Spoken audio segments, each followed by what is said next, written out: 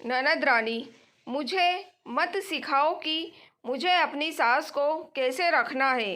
दीदी, आप यहाँ अपनी माँ से मिलने आई हैं, उनसे मिलिए और अपने काम से मतलब रखिए। बेवजह मेरे काम में टांग अड़ाने की ज़रूरत नहीं है। आखिर बर्दाश्त की भी हद होती है। जब देखो मुझे समझाती रहती हैं आप। मैं भी आप ही की उम्र की हूँ। मुझे में भी आपके जितनी समझ है। मुझे मेरे काम में दखल अंदाजी पसंद नहीं है।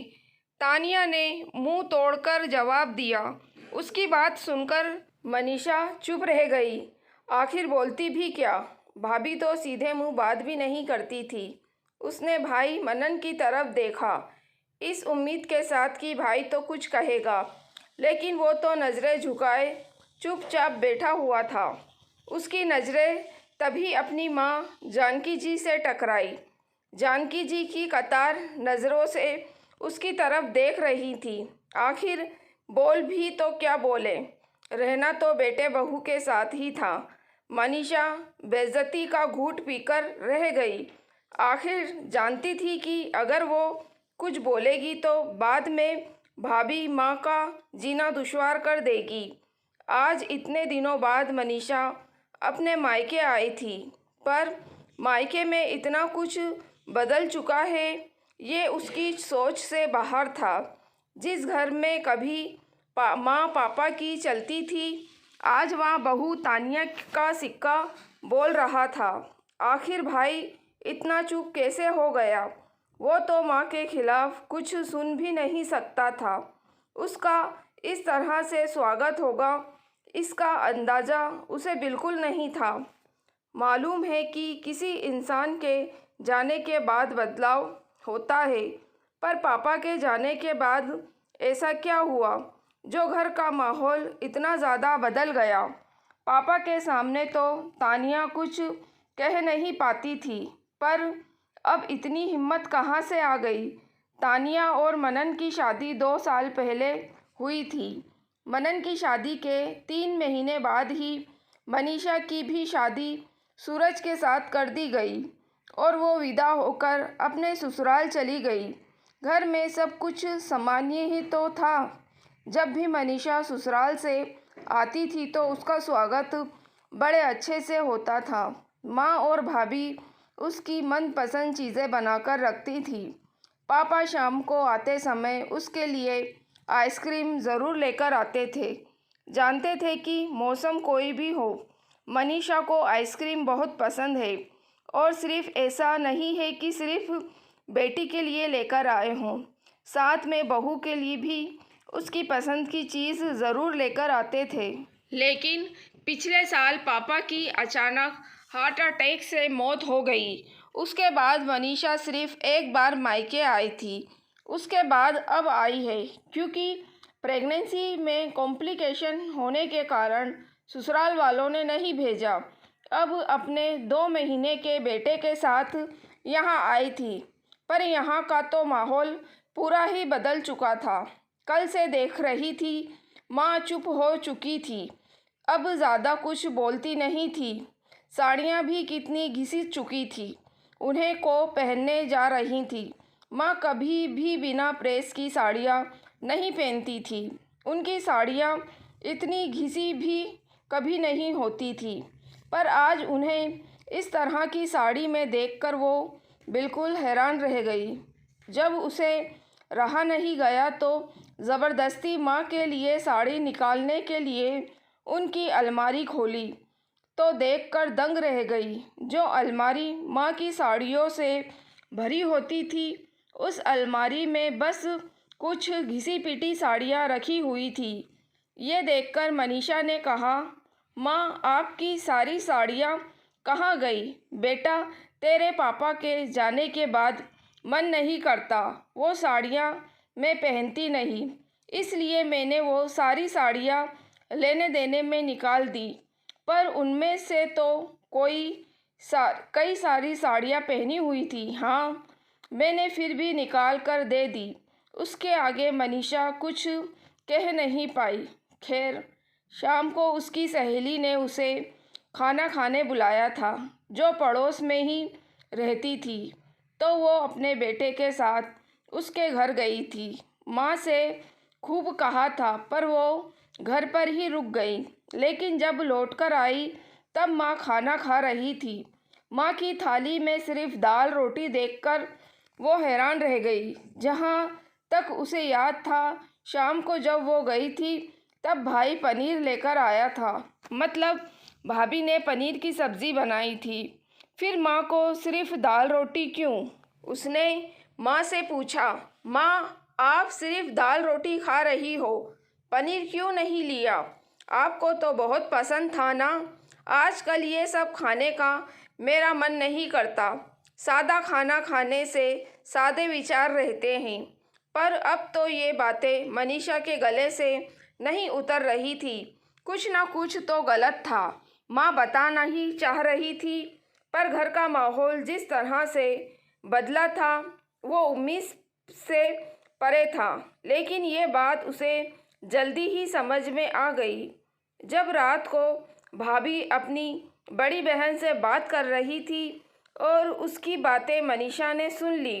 अरे क्या बताऊं जीजी, ननद घर पर आई हुई है। ये जल्दी से जाए तो मेरा पिंड छूटे। आज अपनी माँ से पूछ रही थी कि पनीर की सब्ज़ी क्यों नहीं ली। अरे मैं दूंगी तो लेगी ना। भला विधवा औरतों को भी ऐसे खाने की ज़रूरत है? सुनकर मनीषा का दिमाग खराब हो गया। मतलब पापा के जाते ही माँ का अस्तित्व खत्म हो गया।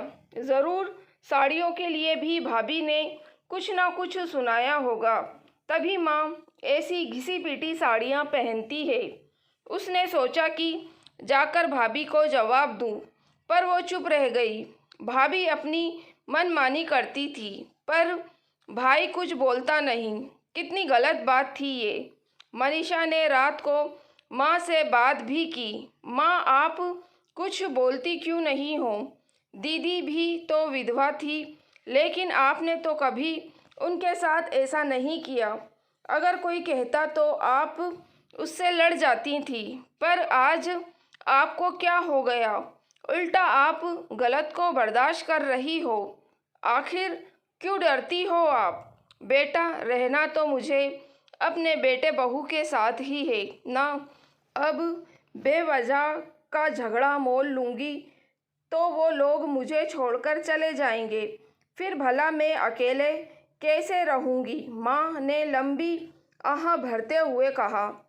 पर माँ, भाभी इतनी मनमानी कर रही है। भाई चुपचाप क्यों सह रहा है? भाई उनको जवाब क्यों नहीं देता? पहले शुरू शुरू में जवाब देता था, पर वो हर रोज़ लड़ पड़ती थी। जीना दुश्वार कर रखा था उसने, तो मैंने ही उसे को चुप रहने के लिए कह दिया। कम से कम वो तो चैन से रहे। मैंने तो उम्र काट ली। अब बाकी बचे हुए दिन जैसे तैसे निकल जाएंगे। 1 मिनट माँ, आपकी उम्र अभी सिर्फ 55 साल है। वक्त का कोई पता नहीं। कम से कम स्वाभिमान के साथ तो जियो। आप कब तक ये बर्दाश्त करोगी? घर आपका, स्वाभिमान आपका, हम बच्चे भी आपके, लेकिन हुक्म भाभी बजा रही है। ये तो गलत है। तू छोड़ ये सब बातें, सो जा, नहीं तो फिर तेरा बेटा अगर उठ गया तो तुझे परेशान करेगा। कहकर माँ ने बात पलट दी और दूसरी तरफ मुँह करके सो गई। लेकिन दूसरे दिन सुबह नाश्ते के लिए भाभी ने कचौरी मंगा ली। सबको कचौरी परोस दी, लेकिन सिर्फ माँ को नहीं दी। ये देखकर मनीषा ने कहा, भाभी, मेरा बच्चा तो अभी 2 महीने का है, मैं कचौरी कैसे खाऊंगी? लेकिन आप माँ को भी तो कचौरी दो। तब भाभी ने तुनकते हुए कहा, माँ जी यह सब नहीं खाती। भाभी, आप खिलाओगी तो माँ खाएगी ना। आपने परोसा ही नहीं तो कैसे खाएगी? कहकर मनीषा ने अपनी प्लेट माँ को दे दी। मैं अपने लिए दलिया या खिचड़ी बनाकर ले आती हूँ, कहकर मनीषा रसोई की तरफ जाने लगी तो तानिया बीच में ही बोली, आपको दलिया खिचड़ी खानी है तो शौक से खाइए, पर माँ जी कचौरी नहीं खा सकती। क्यों? कौन से शास्त्र में लिखा है कि विधवा औरत को सादा खाना ही खाना चाहिए? बस इतना कहना था कि तानिया ने मनीषा को उक्त सारी बातें सुना दी। अपने भाई और माँ को चुपचाप सुनाते देख मनीषा की आंखों में आंसू आ गए, पर तानिया का पेट तो उससे भी नहीं भरा। अपने हाथ को नचाते हुए बोली, आपको आना है इस घर में तो शांतिपूर्वक आइए। बेवजह मेरे काम में दखल अंदाजी करने की ज़रूरत नहीं है। अगर इतना ही शौक़ है अपनी माँ को खिलाने पिलाने ओढ़ने पहनने का तो अपने साथ ही ले जाइए, पर हमें बख्शो। यूं ही सब कहना और करना है तो आइंदा इस घर में आने की ज़रूरत नहीं है, और ना ही मुझे सिखाने की ज़रूरत है कि मुझे अपनी सास को कैसे रखना है। तानिया की बात सुनकर मनीषा को गुस्सा आ गया। वो अपने बेटे को माँ की गोद से लेते हुए बोली, ठीक है भाभी, जा रही हूँ। पापा के साथ साथ इस घर के लोगों का स्वाभिमान भी ख़त्म हो चुका है। मुझे नहीं पता था कि पापा के साथ मेरा मायका ख़त्म हो गया। मनीषा, कहाँ जा रही हो? अचानक जानकी जी ने कहा। यह सुनकर तानिया बोली, जाती है तो जाने दीजिए। मायके आकर कोई एहसान नहीं करती है ये, और आपको इसे रोकने की कोई ज़रूरत नहीं है। आप जाइए अपने कमरे में। चुप कर बहू, बहुत ज़्यादा बोल रही हो तुम। तू होती कौन है मुझ पर हुक्म में चलाने वाली? मैं चुपचाप बर्दाश्त करती हूँ तो इसका मतलब यहाँ नहीं है कि मैं तुझे बोलने नहीं आता। मैं अपने घर में शांति रखने के लिए चुप रहती हूँ। खबरदार, जो मेरी बेटी को कुछ भी कहा तो अच्छा।